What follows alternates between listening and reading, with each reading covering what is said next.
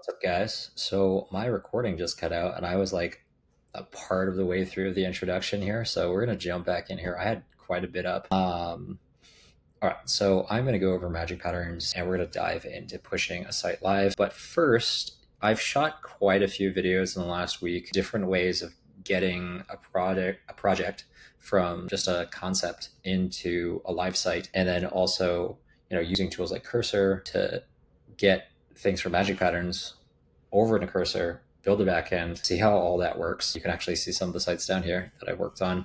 Those are actually now moved over to cursor. Um, yeah, there's quite a bit that you can do step by step. And I was just thinking, I posted a video out, and it was very scarce. Like, it didn't have the information I think that was useful to most people who are now really digging into these tools. So when you think about process, depending on if you're in a large organization or if you're just doing this, like you're a vibe coder and you're building for yourself, or you're building for like people on the web, you have maybe small clients that need like personal pages. These are two completely different workflows. If you're doing a marketing page specifically, or if you're just in there doing prototyping and you're a PM and you just have these ideas, you're pushing out Jira tickets, you want something visual so that you can give a designer on your team to go out and do like a custom flow or style. Let's start with looking at just your general workflow. And I think I'll try and talk about like each individual task, best practice, tool set, etc. as we go through this. So the way I work, especially if I'm just doing like a vibe coding project, is to jump right into Gemini. I could use GPT, I've used DeepSeek, I've used any of these, but I just like going back and forth and just saying, hey, today I'm doing a demo and I want to build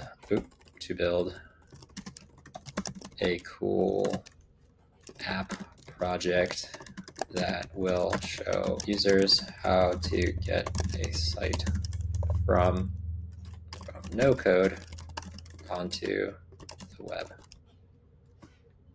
Let's come up with an idea. Let's come up with a fun idea for us to, wow, I cannot spell today, to build.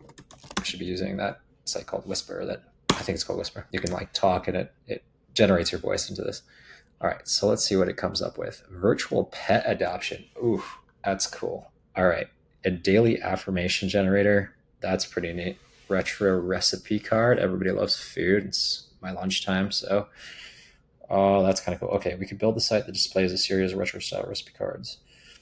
You know what? I think I'm going to do the pets. Everybody loves animals. All right, so let's take this.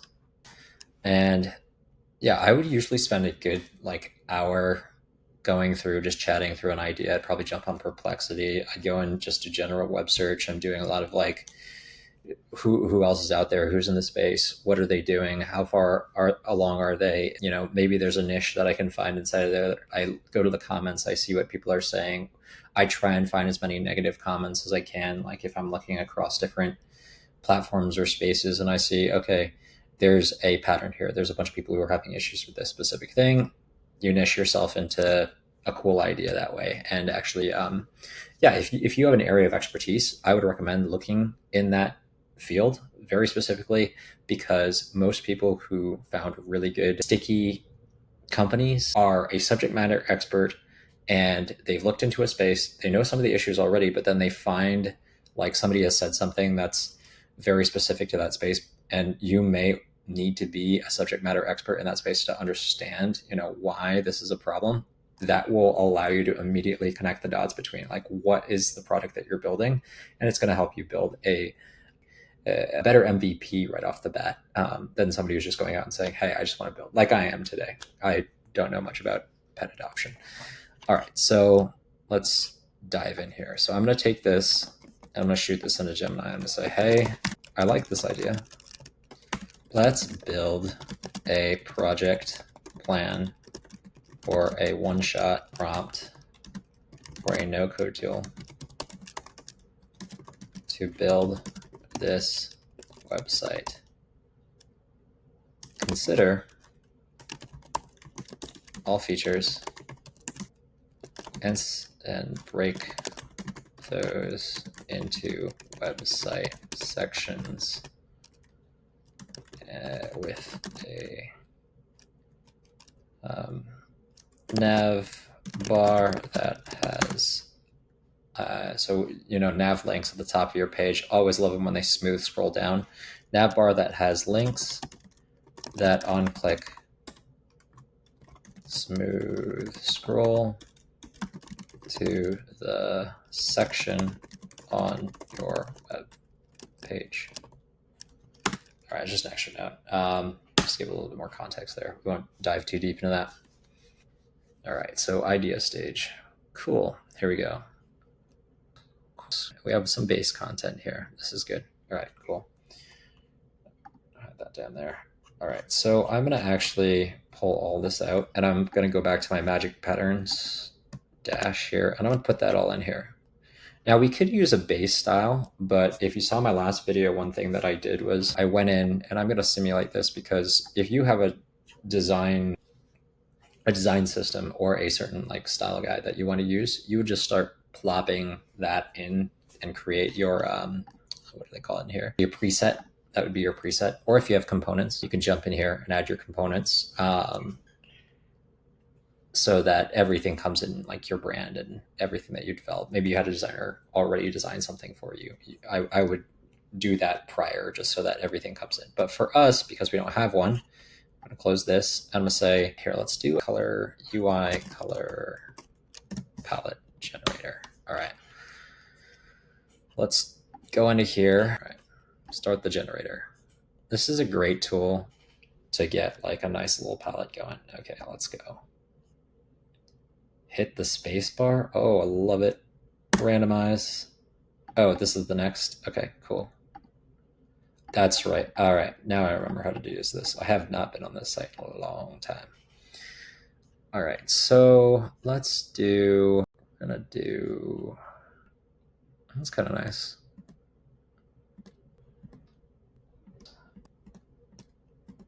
Dogs. I want to be kind of minimal, so I'm going to keep clicking through here. You know what? This is fine. All right, so I'm going to say, so usually I'd probably pull this out, but I'm just going to do it like this because you could take pictures now and just plug this in. All right, so here is a color selection that I want to use in MagicPatterns. And I want to create a style guide with these colors while also font styles that would fit well. Wow, would fit well with the website. I'm just going to leave it up to Gemini to come up with these. Usually I would go in, you can do, Adobe has nice font pairings. There's a bunch of different sites that you can go in and check out what to use if you want to find like a nice font pairing. All right, it's going to spit out a nice style guide for you. Open sans, okay. General font, that's fine. All right, cool. Let's copy all this. All right, and now we're gonna go in here. We're gonna go back to MagicPatterns. I'm not gonna use base. We're gonna create a preset, paste everything in here, actually, go up to the top. And I'm gonna label this one, pause. All right, save it. All right, here we go. Paws and whiskers style guide. Amazing. All right, now let's let MagicPatterns go to work. I'm gonna one-shot that. Similar to what we did last time. Oh, here we go. I am in the documentation. They have a great selection of videos, the facts, changelog, which is what I was just in, showing everything that's new. The case studies are pretty cool. You can see what other people are doing, companies specifically, how they're using MagicPatterns to optimize their workflows. Let's see what else we got in here. Okay, yeah, everything's laid out really nicely. How to prompt, there's great ideas for prompting. Just went over a few of those, adding pages, canvas. Yeah, you can go through all of these. It actually doesn't take as long as you would think. This documentation is actually really well done. And there's a few videos specifically from the community that are nice, like under 5 minutes or so, sometimes under 10 minutes. You only need to watch a few of those and you'll be good to go, because it really teaches you like the fundamentals, what you can do in here. I did go over some of that in my last video.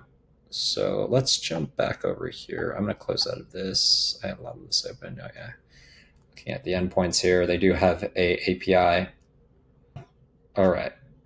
So comparatively to my last one, if you saw my last one, it made a very, very nice site, and it was styled in a way I think that was a little bit better than this. But I also chose a palette that, looking back on it, I probably should have just chose one color. So, and I think that's what I did last time. I only chose blue. All right. So what we're going to do is we can go in here and say, hey, I would like to update the color styles so that we are using them in a more modern way, where the background of the entire page is white, and we use the color palette for other elements on the page. All right, so we're going to prompt in here. MagicPatterns does a really good job at letting us know what it's thinking. Now this will roll up in a second as it jumps into its tasks, but I always like to go in here and take a look. User wants to update the color styles to use a much more modern approach with white background for the entire page. All right, good. It got what my intent was. Now it's going to take a look. Okay, these are all the changes. All right, let's see, adjust the colors. Yeah, we'll see how it does. I'm not going to get too stuck on color. That's kind of my mistake on putting in a bunch of those hefty colors right off the bat, but that's okay. If you want to see how I did it in a much clearer and actually better way than this time, my last video for the real estate design, I think I chose one specific blue color and went from there. There we go. That's a nice update. Okay. This is better. Well, we can live with this. All right, for now. All right, so you have your content. Now let's take a tour around here. As you can see, you have your versions. It tells you when you did this. If you want to look at the code, you can look at the code. You can hide this here. And if you want to preview, you have your open preview window. So this is what it's going to look like. And let me just open this. All right, there we go. All right, so this is Paws and Whiskers. Available pets. Amazing. Get in touch. Nice. All right, not a lot of content here. That's okay. Purpose of this is to show you how to get this online. Before I go to online, for those of you who are pretty new to this, if you want to select anything and update an image, say, or a section, because I want to make this a more dramatic header or like hero section, let's update the hero section. So you can add this to chat and say, I want to make this a hero image that's full width and has text over it, has the text over the image. All right, so we're going to prompt that in. It's kind of a pretty basic prompt. Oh yeah, I didn't even check the functionality of this. So once this prompts through, we're going to check how this is working. There we go. Update. Very nice. All right, so let's get this up here. All right, about us. Yep, there we go. Scrolling to the next side, go to the next side, and contact us. Okay, cool. So let's go to home. Let's do the smooth scroll. We have hover states. It's great. Paws and Whiskers. Welcome to Paws and Whiskers. All right, let's see. If we click here, oh, instant adoption. Love it. That's okay. We'll leave that for now.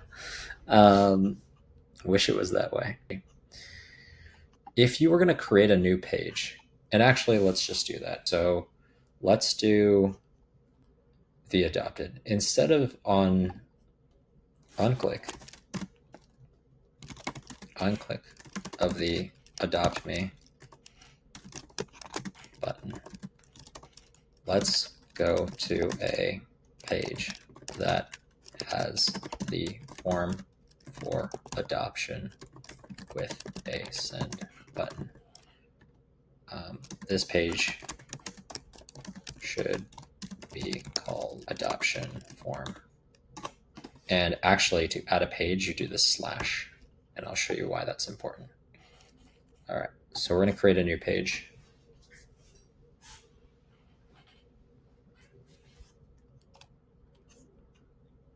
Now, up here, you have your different responsive. There we go. It's ready for mobile. If I were to send you the link right now, you'd be seeing exactly what this is showing, which is wonderful. If you want to export to Figma, you have this nice link here. Now, I will say exporting to Figma for most of these tools it's not great because depending on your screen width, most tools will process that out with whatever your screen width is set at. And when you get in there, we can actually do that in a second here. Let me just break into a different file and I'm going to drag that down. I got to close out some of my work stuff. All right, we're going to do new design. All right, we're going to bring this over here. So let me get this down there. And we're going to call this pause and whiskers. Oh, yes, there we go. Okay. Pause and whiskers. There we go. Man, it's going to be funny if I accidentally leave this up when I get back in work. All right, so let's go to the Figma export. So you have to actually get the MagicPatterns Figma plugin, and that's pretty easy to set up. Just it will take you to the page you install. Here, we'll take you to the page. Yep, you'll open it in whatever project you're in. I already have it in there, so I'm not going to do that right now. But we're going to take this layer, which is basically the screen, and we're going to go to here, and I'm going to go to MagicPatterns. There we go. You paste in your layer ID, and you're going to import. And boom, there is your page. It is, interestingly enough, missing the navbar. Let me see. And this is one of the many issues with like export. You can also notice that like its width is 1045. So the way that I manage this, if I'm as a designer, is I just actually select this, go to my plugins, and I would go into scale. And for now, we'll just switch the width to 1440. All right, now we have a regular Mac or desktop layout. All right, there we go. Everything's set up, but you're going to see some really funky sizing for all this. So you would need to go and break down all this and build it back up. That's kind of one of the things that is rough right now with the Figma export. But you have the idea of what it should look like, and it's definitely nice to, especially if you're building a flow and you have a lot of screens, you can really quickly bring those out, put them into a nice high fidelity app map so that you can work down the interactions, update in Figma the way you want to, customize, and you can actually push those styles using snapshots back into your MagicPatterns. All right, let's get back here and let's see what it updated. So we are going to go down to adopt me, and yeah, adopt a buddy. There we go. And let me see. This should be in the adoption form. Okay. Give me 1 second here. This should be the page. Yeah, okay, this is the page. Good. All right, let's go back to pause and whiskers. All right, none of these links work. So what I want to do here is say, let's chat the nav bar. Links should take me to where I need to go. Oh. Need to go on the site from the opt form.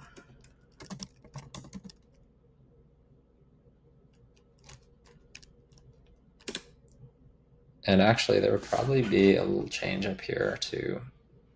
Well, I don't know. I was thinking there would be like an adopt flow, but I built that in actually after we did some tests and see what people think. All right, so once this is built, we are going to shoot into the dev side of things.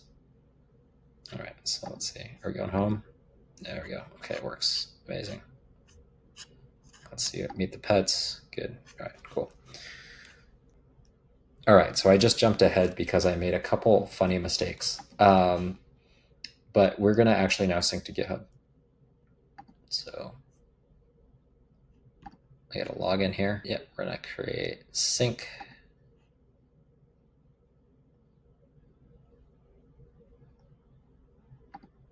Oh, actually, you would do the sync, sorry, after, because on first time, it's not going to need that. But afterwards, we'll sync it and it's going to push. So let's get this up and running in a live site. And I'm actually going to show you how we can attach cursor in. So we can actually push from two sides. All right, so let's get cursor up and running here. Oh yeah, this is some other stuff. Let's do a new window. Close that down. All right, I'm gonna clone repo.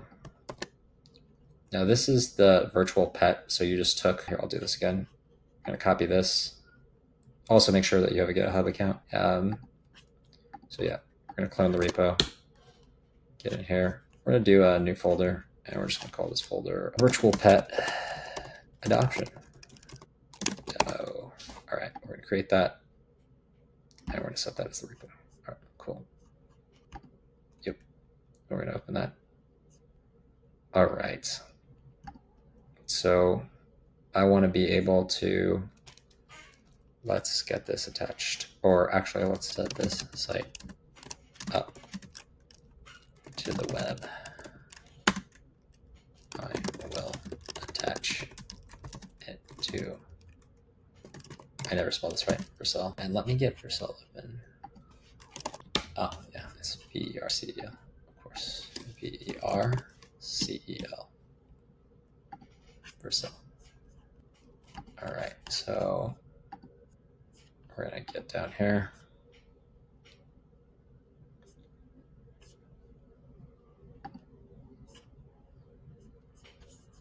Oh, lost our cursor. All right, so it's going to do its thing. I need to get Vercel up and running, actually. So we're going to take down our color palette. Vercel, let's get it up and going. Here's some of my other ones. All right.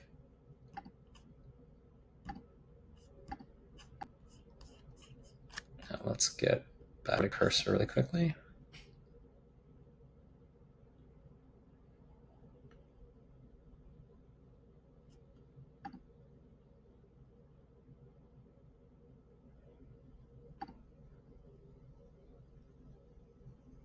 All right, so this is setting everything up. Oh, we have an issue.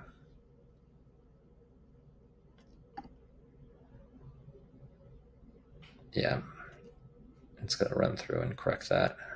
I'm not going to talk through some of the technical stuff there.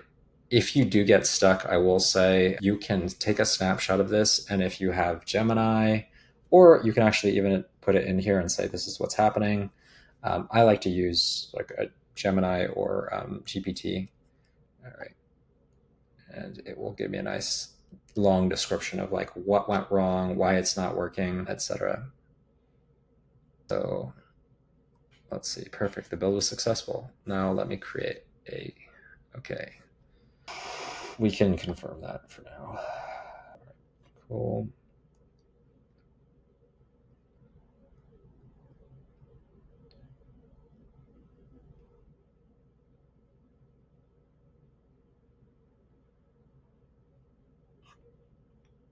All right, so it says go to Vercel, click the new project. All right, we're already over there.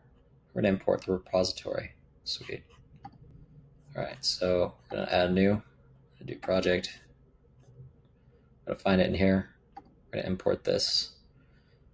All right, and we're gonna deploy it.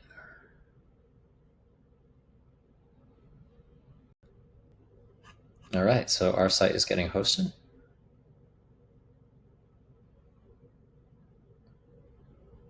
And I got about 15 more minutes before I have to get back to the day job and grab a quick lunch. But I definitely want to get this video out.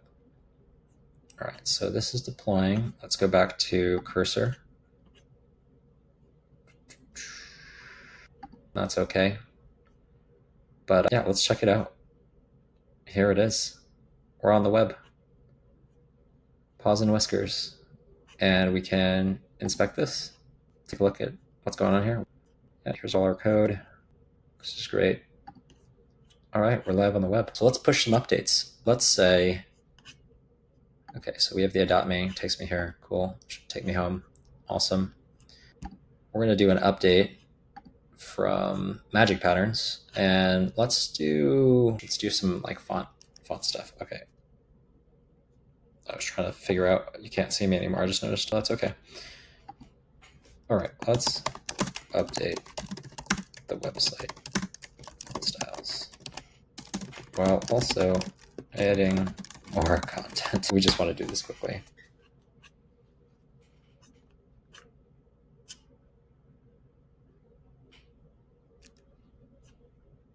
Just so that we can take a look at how to do this, what's going on, and whatnot.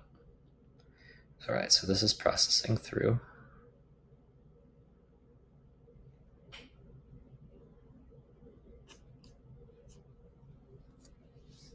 Now, if you're just, let's go back to what I was saying earlier on. If you're just making a site for like a personal page, this is an amazing tool.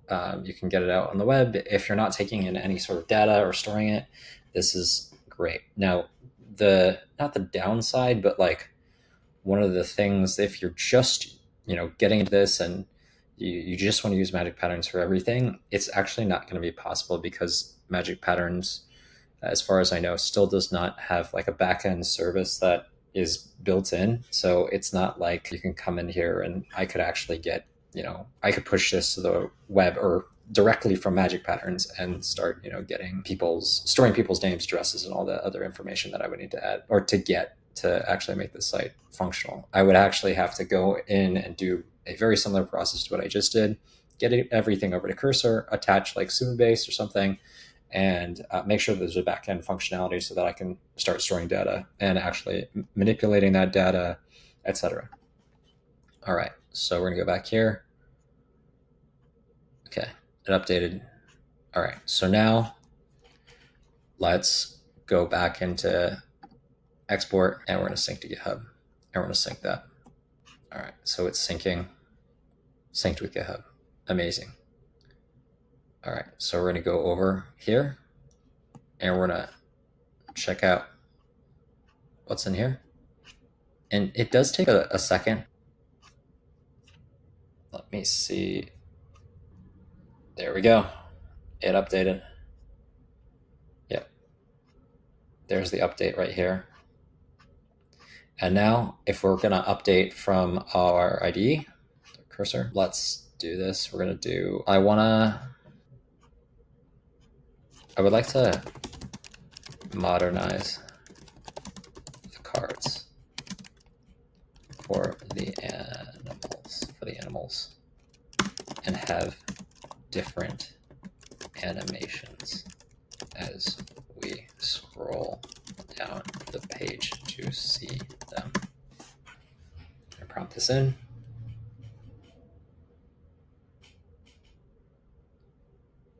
And just like as if you're working in MagicPatterns, you're going to be able to go in here, prompt things out, push it up. Except in Cursor, you just have a lot more you can do, especially if you're attached into a database or your backend service. And yeah, it makes this whole system extremely, extremely powerful. So that's all that I have for today. Let's watch this push through. So just back, that took a little bit. I had made a big mistake and did not realize that I was in an old deployment page. I came back and I went back and forth with